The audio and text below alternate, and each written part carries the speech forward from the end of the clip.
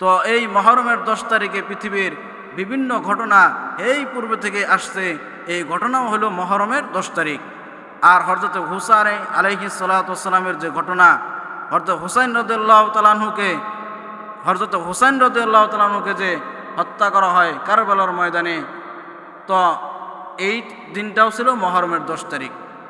হযরত রাসূল সাল্লাল্লাহু আলাইহি সাল্লামের তো হিজরতের 60 বছর মাথায় তো এই ঘটনা ঘটে, এবং 680 খ্রিস্টাব্দে এবং হিজরতের 60 বছরের মাথায় তো এই 10 তারিখে মহরমের 10 তারিখে হযরত হুসাইন রাদিয়াল্লাহু তাআলা আনহুকে নির্মমভাবে শহীদ করা হয়।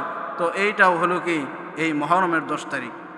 তো সেই জন্য এই মহরমের 10 তারিখে কি আমাদের করণীয়, যে মহরমের 10 তারিখে তো আল্লাহ রাসূল সাল্লাল্লাহু আলাইহি সাল্লাম যখন মদিনায় গেলেন, তো মদিনায় যাওয়ার পর দেখতেছে যে মদিনার ইহুদিরা তারা রোজা রাখছে। তো আল্লাহ রাসূল তিনি বললেন যে এই ইহুদিরা তোমরা কিসের রোজা রাখছো? তখন ইহুদিরা বলল যে মূসা আলাইহিস সালাতু ওয়াস সালামকে যে ফেরাউনের বাহিনী থেকে যে রক্ষা করেছিল, যেদিন মুক্তি লাভ করেছিল, ওই দিনটাও ছিল মহরমের 10 তারিখ, সেজন্য আমরা 10 তারিখে আমরা রোজা রাখছি। তখন আল্লাহর হাবিব তার সাহাবীদেরকে বললেন যে তারা রাখছে একটা মহরমের 10 তারিখে, আমরা রাখবো দুইটা, হয়তো 9 তারিখ 10 তারিখ অথবা 10 অথবা 11 তারিখ। তো তারা রোজা রাখে একটা, আমরা রোজা রাখবো দুইটা।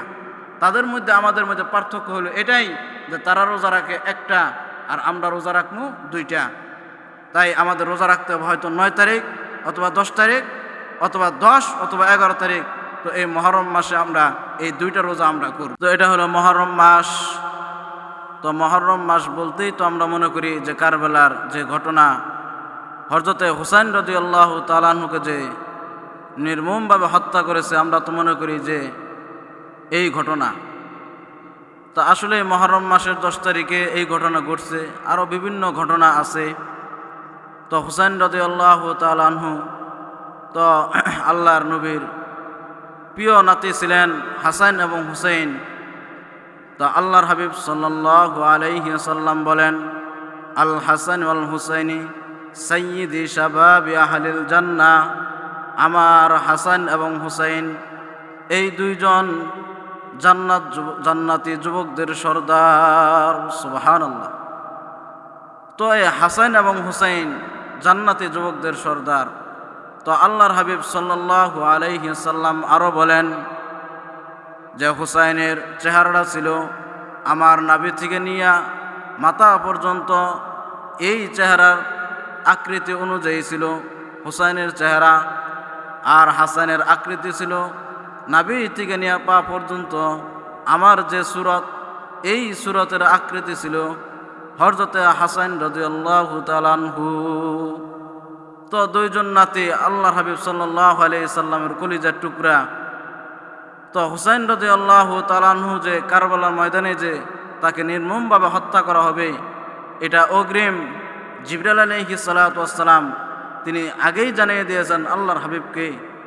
একবারে রক্ত মাখা মাটি নিয়ে আল্লাহ রাসূলের কাছে আসছে বোতল ভইরা, যে ইয়া রাসূলুল্লাহ, আপনার হুসাইনকে কারবালার ময়দানে নির্মমভাবে হত্যা করা হবে।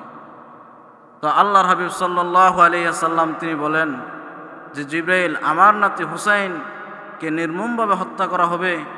হ্যাঁ হুজুর, এই যে তার রক্ত মাখা মাটি আপনার নিকট নিয়ে এসেছি। আল্লাহর হাবিব সাল্লাল্লাহু আলাইহি ওয়াসাল্লাম বললেন যে আমার নাতি হাসান এবং হুসাইনকে আমার উম্মতের গুনার কাফফারের জন্য আমি দিয়ে গেলাম। সুবহানাল্লাহ। তো এই হুসাইন রাদিয়াল্লাহু তাআলা আনহু তো তিনি যে কুফা নগরীতে গিয়েছিলেন, তো এটা বিশাল এক ঘটনা।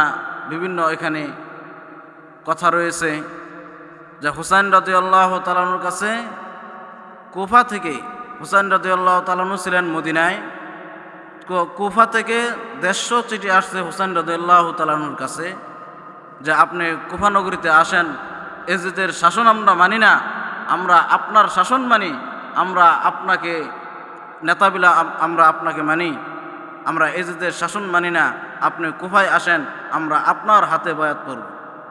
150 চিঠি আসছে।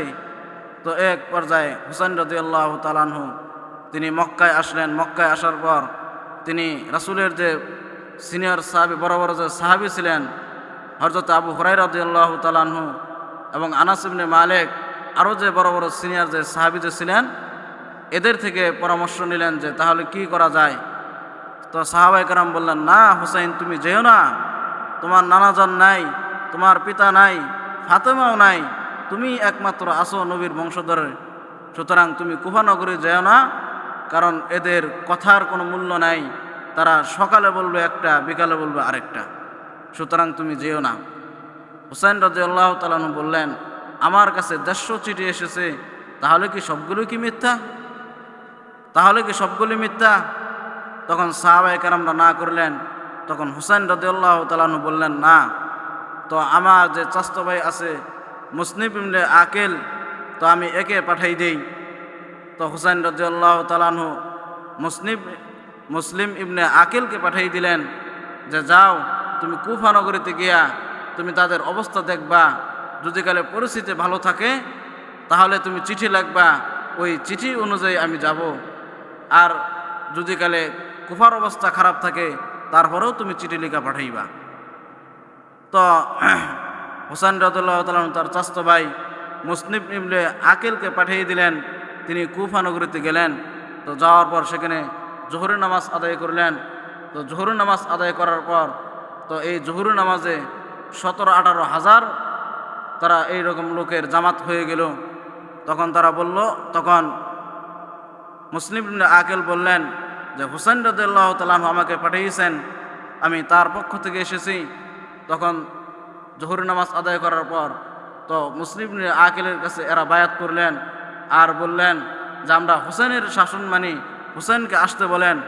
তখন মুসলিম ইবনে আকিল বললেন যে আমি যদি গেলে চিঠি লিখে পাঠাই দেই তাহলেই হুসাইন আসবে, যদি গেলে তোমরা অনুমতি দাও।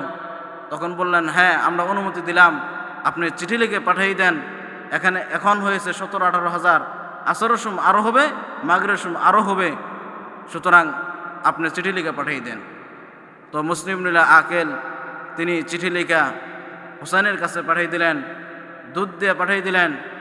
এদিক দিয়ে গেল দুধ, চিঠি নিয়ে হুসাইন রাদিয়াল্লাহু তাআলার কাছে গেল। আর এদিক দিয়ে এজিদের সেনাপ্রধান উবাইদুল্লাহ ইবনে জিয়াদ তিনি সংবাদ পাইছেন যে হুসাইনের পক্ষ থেকে তার নাকি চাচতো ভাই মুসনিব ইবনে আকিল তিনি এসেছে এই কুফা নগরীতে। তো উবাইদুল্লাহ ইবনে জিয়াদ তো মুসলিম ইবনে আকিলকে ঘেরাও করলেন এবং তাকে ধরে তাকে হত্যা করে ফেললেন। এই দিক দিয়ে চিঠি তো হুসাইন রাদিয়াল্লাহু তাআলার কাছে আসছে। হুসাইন রাদিয়াল্লাহু তাআলা চিঠি দেখলেন, দেখে যে মুসলিম ইবনে আকিলের লেখা এবং তার এখানে সিল দেওয়া। তখন তিনি সাহাবীদেরকে বললেন যে আমি তাহলে কুফা নগরীতে যাই। তখন সাহাবায়ে কেরামরা নিষেধ করলেন, না, তুমি যেও না। তার বাদে তার পরিবার নিয়ে হুসাইন রাদিয়াল্লাহু তাআলা আনহু ওই কুফা নগরীতে আসলেন। ওই ফুরাত নদীর ওই কারবালার ময়দানের ওইখানে যখন আসলেন, তো আসার পর ওইখানে তাবু গাড়লেন। তো এমনত অবস্থায় আবার উবাইদুল্লাহ ইবনে জিয়াদ তিনি খবর পাইলেন যে মুসলিম ইবনে আকিলের যে হুসাইন রাদিয়াল্লাহু তাআলা আনহু যে তিনি আসছে ওই ফুরাত নদীর কিনারায় কারবালার ময়দানে, ওখানে সে তাবু গাড়ছে, সেখানে সে অবস্থান করতেছে। তো মুসলিম উবাইদুল্লাহ ইবনে জিয়াদ তো তিনি আসলেন। আসার পর হুসাইন রাদিয়াল্লাহু তাআলা আনহু ঘেরাও করে ফেললেন আর বললেন, তুমি আমাদের এজিদের বিরুদ্ধে তুমি কথাবার্তা বলো, সুতরাং তোমার সাথে যুদ্ধ হবে, তোমার সাথে যুদ্ধ হবে। তখন হুসাইন রাদিয়াল্লাহু তাআলা আনহু তিনি বললেন যে আমি তোমাদের সাথে যুদ্ধ করার জন্য আসি নাই, আমি শুধু আসছি যে কুফানগর থেকে অনেক চিঠি পাঠানো হয়েছে, এখানে আমাকে আনা হয়েছে, আমি ইচ্ছা করে আসি নাই। যদি গেলে তোমরা আমাকে যেতে দাও তাহলে আমি কুফানগরে চলে যাব, আর যদি গেলে তোমরা আমাকে না যেতে দাও তাহলে আমাকে এমন এক রাষ্ট্রে পাঠিয়ে দাও, মুসলমান রাষ্ট্রে, যেখানে আমি যুদ্ধ করতে করতে শহীদ হয়ে যাব, অথবা আমাকে তুমি এজিদের কাছে তুমি আমার সাথে সাক্ষাৎ করার তুমি সুযোগ করে দাও। তো হুসাইন রাদিয়াল্লাহু তাআলা আনহুর 3টা কথা তিনি বললেন যে 1 নম্বর কথা হলো আমাকে মক্কায় যেতে দাও, আর 2 নম্বর কথা হলো আমাকে মুসলমান কোনো রাষ্ট্রে যাওয়ার সুযোগ তুমি করে দাও, আর নইলে এজিদের সাথে আমার সাক্ষাৎ করার তুমি ব্যবস্থা তুমি করে দাও। আর এজিদ কে ছিলেন? এজিদ ছিলেন হযরত মুআবিয়া রাদিয়াল্লাহু তাআলা আনহুর ছেলে, তার নাম এজিদ, এজিদ ইবনে মুআবিয়া। আর মুআবিয়া কে ছিলেন? আল্লাহর হাবিব সাল্লাল্লাহু আলাইহি ওয়াসাল্লামের খাদেম ছিলেন হযরত মুআবিয়া রাদিয়াল্লাহু তাআলা আনহু, আর তার ছেলে কি ছিলেন? এজিদ। তখন হুসাইন রাদিয়াল্লাহু তাআলা যখন এই 3টা কথা বললেন, তখন বললেন যে না, তোমাকে মক্কায় যাবার দেওয়া হবে না, তোমাকে কোনো রাষ্ট্রেও নিকটে যাবার দেওয়া হবে না, এজিদের সাথেও তোমার সাক্ষাৎ করার কোনো সুযোগ করা দেওয়া হবে না, সুতরাং তোমার সাথে যুদ্ধ হবে। তো এই কথা যখন বললেন, এই কথা বলার পর হযরত হুসাইন রাদিয়াল্লাহু তাআলা আনহু তিনি ফোরাত নদীর একদম নিকটে গিয়ে তাঁবু গাড়লেন, কারণ পানির তো প্রয়োজন, নাহলে তো তৃষ্ণায় তাহলে তাদের সমস্যা হবে, সেজন্য ওইখানে তাঁবু গাড়লেন। আর এজিদ তার সেনাপ্রধান ছিল উবাইদুল্লাহ ইবনে এজিদ। তো এজিদ তার সেনাপ্রধান উবাইদুল্লাহ এবং তার একজন জুন কমান্ডার, একজন সেনাপ্রধান উমর ইবনে সাদ। এই উমর ইবনে সাদকে পাঠিয়ে দিলেন 5000 সৈন্য দিয়া। উবাইদুল্লাহ ইবনে এজিদ তিনি 5000 সৈন্য দিয়া উমর ইবনে সাদকে পাঠিয়ে দিলেন, যাও হুসাইনের সাথে যুদ্ধ করার জন্য। আর উমর ইবনে সাদ কে ছিলেন? যে সাদ ইবনে আবি ওয়াক্কাস রাদিয়াল্লাহু তাআলা আনহুর ছেলে ছিলেন। সাদ ইবনে আবি ওয়াক্কাস রাদিয়াল্লাহু তাআলা আনহু কে? তিনি ছিলেন আশারে মুবাশশারায় 10 জন সাহাবীর মধ্যে একজন সাহাবী। তিনি ছিলেন 10 জন সাহাবীর মধ্যে একজন সাহাবী, সাদ ইবনে আবি ওয়াক্কাস রাদিয়াল্লাহু তাআলা আনহু। আর তার ছেলে ছিলেন উমর ইবনে সাদ। তাহলে উবাইদুল্লাহ ইবনে জিয়াদ তিনি হলেন সেনাপ্রধান, আর একজন জুন প্রধান অর্থাৎ তার নিচের ধাপের যে একজন থাকে সেনা, তো তিনি হলেন উমর ইবনে সাদ। তার নেতৃত্বে 5000 লোক দেয়া হুসাইন রাদিয়াল্লাহু তাআলা আনহুর সাথে যুদ্ধ করার জন্য যখন আসছে, তো হুসাইন রাদিয়াল্লাহু তাআলা আনহু উমর ইবনে সাদকে দেখে চিনা ফেলাইছে। তখন বলতেছে, তুমি আমার দিকে অস্ত্র তাক করছো? তোমার পিতা আমার নানার জুতা সোজা করে তিনি জান্নাতের টিকিট দুনিয়া থেকে নিয়ে গেছেন, আমার নানার জুতা সোজা করে। আর তুমি সাদ ইবনে আবি ওয়াক্কাসের ছেলে হয়ে তুমি আমার দিকে আজকে অস্ত্র তাক করেছো? তো তুমি যদি গেলে মারা যাও, আমার নানার সামনে তুমি কিভাবে দাঁড়াইবা? এই কথা যখন বললেন, উমর ইবনে সাদ তার অস্ত্র ফেলে দিলেন যে না, আমি হুসাইনের সাথে যুদ্ধ করতে পারবো না, এই কাজ আমার দ্বারা হবে না, চাকরি থাকলে থাক, গেলে যাক। এই কথা বলে উমর ইবনে সাদ তিনি চলে গেলেন। তখন উবাইদুল্লাহ ইবনে জিয়াদ তিনি আবার সীমারের নেতৃত্বে সীমারে জেউশন, এই সীমারের নেতৃত্বে 10,000 লোক দিয়ে পাঠিয়ে দিলেন হুসাইনের সাথে যুদ্ধ করার জন্য। তো এই সীমার এসে 10,000 সৈন্য নিয়ে এসে হুসাইনের সাথে যুদ্ধ করলেন। একের পর এক যুদ্ধ চলতে এক পর্যায়ে হযরত হুসাইন রাদিয়াল্লাহু তাআলা আনহু তিনি শহীদ হয়ে যান। তো নির্মমভাবে হযরত হুসাইন রাদিয়াল্লাহু তাআলা আনহুকে শহীদ করা হয়। তো এই হলো কারবালার ঘটনা। তো শুধু এই মুহররমের 10 তারিখে যে হযরত হুসাইন রাদিয়াল্লাহু তাআলা আনহুকে যে হত্যা করা হয়েছে বা শহীদ করা হয়েছে, তো এটাই শুধু নয়, কারণ পৃথিবীর ইতিহাসে আরও অসংখ্য ঘটনা রয়েছে, এগুলো সব মুহররমের 10 তারিখেই হয়েছে। আল্লাহ পাক রব্বুল আলামিন পৃথিবী সৃষ্টি করেছেন মুহররমের 10 তারিখ। পৃথিবীর মধ্যে সর্বপ্রথম রহমতের বৃষ্টি পড়ে ওই দিনটাও ছিল মুহররমের 10 তারিখ। হযরত আদম আলাইহিস সালাতু ওয়াস সালামের তওবা কবুল করে ওই দিনটাও ছিল মুহররমের 10 তারিখ। হযরত নূহ আলাইহিস সালাতু ওয়াস সালামের নৌকা 6 মাস পর্যন্ত পানির মধ্যে ভাসমান ছিল। ভাসমান থাকার পর ওই জুদি পাহাড়ে গিয়া নৌকা থামে। আর সর্বপ্রথম যখন নূহ আলাইহিস সালাতু ওয়াস সালাম জমিনে অবতরণ করেন, ওই দিনটাও ছিল মুহররমের 10 তারিখ। হযরত ইব্রাহিম আলাইহিস সালাতু ওয়াস সালামকে নমরুদ অগ্নির মধ্যে ফেলেছিল। অগ্নির মধ্যে যখন ফেলেছিল 40 দিন আগুনের মধ্যে ছিল। কিসের আগুন কিসের পানি? এটা ছিল জান্নাতের ফুল বাগান, ঠিক কিনা? কিসের আগুন কিসের পানি? এটা ছিল জান্নাতের ফুল বাগান। আল্লাহ বলেন, কুলনা ইয়া নারু কুনি বারদাও ওয়া সালামান আলা ইব্রাহিম। ও আগুন, তুমি একদম গরম না আবার ঠান্ডাও না, তুমি আরামদায়ক হয়ে যাও আমার ইব্রাহিমের জন্য। ইব্রাহিম আগুনের মধ্যে ওইখানে বসা ছিল। কিসের আগুন কিসের পানি? সেটা ছিল জান্নাতের ফুল বাগান। ওই অগ্নি থেকে যখন ইব্রাহিম আলাইহিস সালাতু ওয়াস সালাম মুক্তি পান, ওই দিনটাও ছিল মুহররমের 10 তারিখ। আল্লাহর পয়গম্বর হযরত আইয়ুব আলাইহিস সালাতু ওয়াস সালাম তিনি দীর্ঘদিন অসুস্থ থাকার পর যেদিনকা অসুস্থ থেকে সুস্থতা লাভ করেন, ওই দিনটাও ছিল মুহররমের 10 তারিখ। আল্লাহর পয়গম্বর হযরত ইউনূস আলাইহিস সালাতু ওয়াস সালাম বোয়াল মাছের পেটে ছিলেন 40 দিন যাবৎ। ওয়াজান্নুনি ইযহাব মুগাদাবান আল্লান নাকদিরু আলাইহি ফানাদা ফিজ যুলুমাতি আল্লা ইলাহা ইল্লা আনতা সুবহানাকা ইন্নী কুনতু মিনাজ জালিমিন। এই বলে যখন মাছের পেটে যখন কান্না করতেছিল আর এই দোয়া যখন পড়তেছিল, 40 দিন যাবৎ মাছের পেটে থাকার পর ওই আসরের টাইমে ওই নদীর যখন জোয়ার আসছে, নদী জোয়ার আসছে, জিবরাইল আলাইহিস সালাতু ওয়াস সালাম লাউ গাছ গাড়ছে।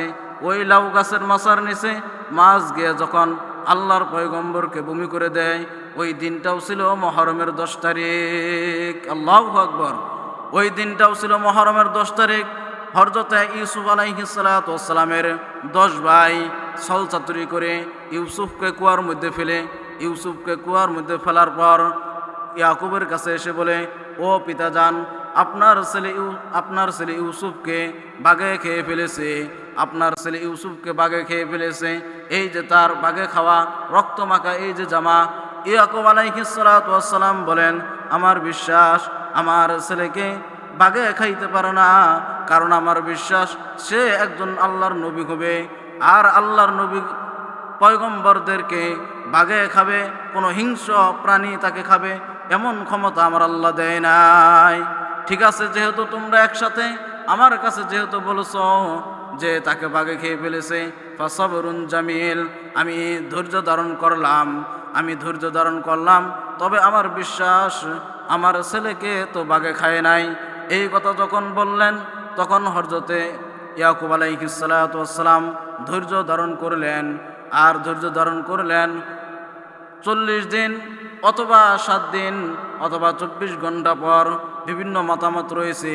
ওই কাফেলার বালতির মধ্যে হযরত ইউসুফ আলাইহিস সালাতু ওয়াস সালামকে ওই কূপ থেকে যখন তোলা হয়, ওই দিনটাও ছিল মুহররমের 10 তারিখ। হযরত মূসা আলাইহিস সালাতু ওয়াস সালাম যখন 6 লক্ষ বনী ইসরায়েলদেরকে নিয়ে ফেরাউনের 60 লক্ষ কিপ্তি বংশ এই ফেরাউনের বাহিনী থেকে যখন পলায়ন করে, যখন ফেরাউনের বাহিনী থেকে বাঁচার জন্য যখন তিনি যাইতেছিলেন, সামনে দেখে নদী, এখন কেমনে পাড়ি দিবে নদী, অতই সাগর কেমনে পাড়ি দিবে। আল্লাহর নবী আল্লাহর সাথে কথা বলে, ওগো রব্বুল আলামিন, সামনে যে নদী, এই নদী আমি কেমনে পাড়ি দেব? আল্লাহ পাক রব্বুল আলামিন বললেন, আঘাত করো পানির মধ্যে, আঘাত করতে দেরি হবে, রাস্তা হতে দেরি হবে না। সুবহানাল্লাহ। আল্লাহর নবী মুসা আলাইহিস সালাতু ওয়াস সালাম পানির মধ্যে আঘাত করলেন। আঘাত করার পর পানির মধ্যে আঘাত করলেন। আঘাত করার পর পানির মধ্যে রাস্তা হয়ে যায়। পানির মধ্যে যখন রাস্তা হয়ে যায়, সহি সালামতে এই 6 লক্ষ বনী ইসরাইল তারা পানি হয়ে যায়। আর ফেরাউন এবং তার দলবল সহ ওই পানির মধ্যে ধ্বংস হয়ে যায়। ওই পানির মধ্যে তারা নিবদ্ধিত হয়ে যায়, তারা ধ্বংস হয়ে যায়। ওই দিন যে মুক্তি পেয়েছিল ফেরাউনের কবর থেকে, ফেরাউনের বাহিনীর হাত থেকে যে মুক্তি পেয়েছিল বনী ইসরায়েলের, এই দিনটাও ছিল মুহররমের 10 তারিখ। আল্লাহর পয়গম্বর হযরতে ঈসা আলাইহিস সালাতু ওয়াস সালামকে যখন ঘেরাও করেছিল ইহুদি 12-13 জন সন্ত্রাস এরা যখন ঘেরাও করেছিল তাকে হত্যা করার জন্য কুজারের নেতৃত্বে ইহুদিদের প্রধান যে ছিল ওই 12-13 জনের তার একজনের নাম ছিল কুজার। তো এই কুজার সহ আরও 12-13 জন ঈসা আলাইহিস সালাতু ওয়াস সালামকে হত্যা করার জন্য যখন তারা ওই ঘরটা ঘেরাও দিয়েছে, ঘেরাও দেওয়ার পর তো এই কুজারের চেহারাটা তো আল্লাহ পাক রব্বুল আলামিন ঈসা আলাইহিস সালাতু ওয়াস সালামের চেহারা বানাই দিলেন। তো বানাই দেওয়ার পর ঈসা আলাইহিস সালাতু ওয়াস সালামের চেহারা যখন বানাই দিছে, আর ঈসা আলাইহিস সালাতু ওয়াস সালামকে আল্লাহ পাক রব্বুল আলামিন চতুর্থ আসমানে তুলে নিছেন, সুবহানাল্লাহ। আর এরা তো ওই কুজারকে মারছে, তো এরা মনে করে যে আমরা ঈসাকে মেরেছি, কিন্তু আল্লাহ পাক রব্বুল আলামিন বলেন ওমা কতালুহু, আমার ঈসাকে এরা হত্যা করতে পারে নাই। ওমা সলাবুহু, আমার ঈসাকে এরা ফাঁসি দিতে পারে নাই। ওয়ালাকিন শুব্বিহা লাহু, বরঞ্চ আমার ঈসার সাদৃশ্য আমি অন্য আরেকজনকে করে দিয়েছিলাম। এরা তাকে মারছে, কিন্তু আমার ঈসাকে মারতে পারে নাই। আমার ঈসাকে কি করেছি? বাররাফাহুল্লাহ, আমার ঈসাকে আমি আল্লাহ চতুর্থ আসমানে নিয়ে গিয়েছি, সুবহানাল্লাহ। কিন্তু তারা মারতে পারে নাই। কিন্তু তারা তো বলে আমরা ঈসাকে হত্যা করেছি, আমরা ঈসাকে ফাঁসিতে 3 রাস্তার মাথায় ঝুলাইছি, কিন্তু এরা ঝুলাইতে পারে নাই। আমার ঈসাকে আমি আল্লাহ চতুর্থ আসমানে নিয়েছি।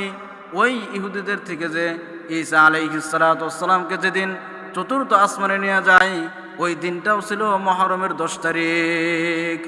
তো এই মুহররমের 10 তারিখে পৃথিবীর বিভিন্ন ঘটনা এই পূর্বে থেকে আসছে, এই ঘটনাও হলো মুহররমের 10 তারিখ। আর হযরত হুসাইন আলাইহিস সালাতু ওয়াস সালামের যে ঘটনা, হযরত হুসাইন রাদিয়াল্লাহু তাআলা আনহুকে যে হত্যা করা হয় কারবালার ময়দানে, তো এই দিনটাও ছিল মুহররমের 10 তারিখ। হযরত রাসূল সাল্লাল্লাহু আলাইহি সাল্লামের তো হিজরতের 60 বছর মাথায় তো এই ঘটনা ঘটে, এবং 680 খ্রিস্টাব্দে এবং হিজরতের 60 বছরের মাথায় তো এই 10 তারিখে মুহররমের 10 তারিখে হযরত হুসাইন রাদিয়াল্লাহু তাআলা আনহুকে নির্মমভাবে শহীদ করা হয়। তো এইটাও হলো কি এই মুহররমের 10 তারিখ। তো সেই জন্য এই মুহররমের 10 তারিখে কি আমাদের করণীয়, যে মুহররমের 10 তারিখে তো আল্লাহ রাসূল সাল্লাল্লাহু আলাইহি সাল্লাম যখন মদিনায় গেলেন, তো মদিনায় যাওয়ার পর দেখতেছে যে মদিনার ইহুদিরা তারা রোজা রাখছে। তো আল্লাহ রাসূল তিনি বললেন যে এই ইহুদিরা তোমরা কিসের রোজা রাখছো? তখন ইহুদিরা বলল যে মূসা আলাইহিস সালাতু ওয়াস সালামকে যে ফেরাউনের বাহিনী থেকে যে রক্ষা করেছিল, যেদিন মুক্তি লাভ করেছিল, ওই দিনটাও ছিল মুহররমের 10 তারিখ, সেজন্য আমরা 10 তারিখে আমরা রোজা রাখছি। তখন আল্লাহর হাবিব তার সাহাবীদেরকে বললেন যে তারা রাখছে একটা মুহররমের 10 তারিখে, আমরা রাখবো 2টা, হয়তো 9 তারিখ 10 তারিখ অথবা 10 অথবা 11 তারিখ। তো তারা রোজা রাখে একটা, আমরা রোজা রাখবো 2টা।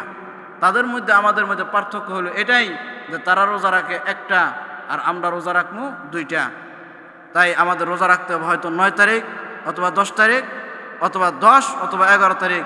তো এই মুহররম মাসে আমরা এই 2টা রোজা আমরা করব।